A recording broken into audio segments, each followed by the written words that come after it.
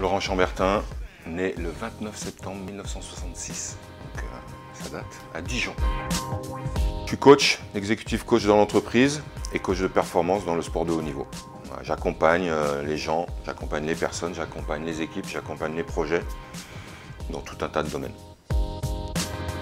Sur les postures managériales, sur la communication, sur l'intelligence collective, sur la cohésion d'équipe, ça c'est la partie entreprise, et sur la partie haute performance sportive, la performance en elle-même, la construction de la performance, la compréhension de la performance, la gestion du stress, la préparation mentale. Il y a beaucoup de passerelles entre le monde de l'entreprise et le monde de la haute performance sportive. Dans l'entreprise, ça part du cadre dirigeant, hein, du boss, comme on les appelle, voilà, au mid-manager, au collaborateur. Et puis dans le out perf, pareil, de l'athlète à l'entraîneur, au staff. Tous les acteurs finalement des projets.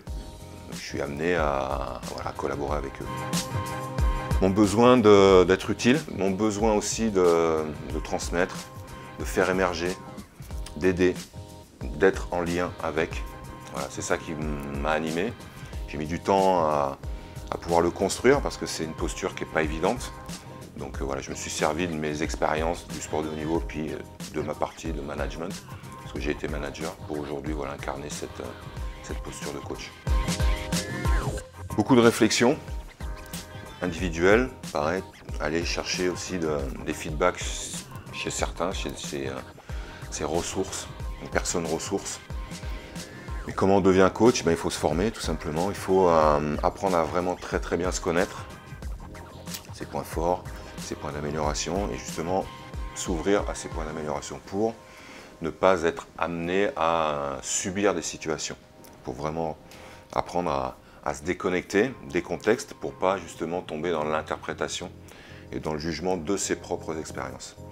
Donc c'est une posture qui est fine, qui est habile, qui n'est pas évidente, donc voilà, il faut se former, mais surtout il faut travailler sur soi. Le plus gros atout des sportifs de haut niveau, c'est la capacité d'adaptation. On est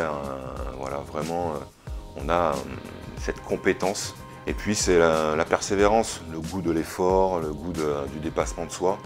Là aussi, on a des capacités certaines à pouvoir se challenger, se remettre en question pour justement s'adapter et puis s'intégrer dans des process. Donc voilà les passerelles les plus évidentes, en tout cas qui me sautent aux yeux. Le conseil, c'est de croire en soi. S'inspirer, de se nourrir de l'extérieur, bien évidemment, on en a besoin, mais c'est aussi faire un travail de repli sur soi pour se faire confiance et puis s'affirmer dans ce qu'on a vraiment envie d'être et de devenir.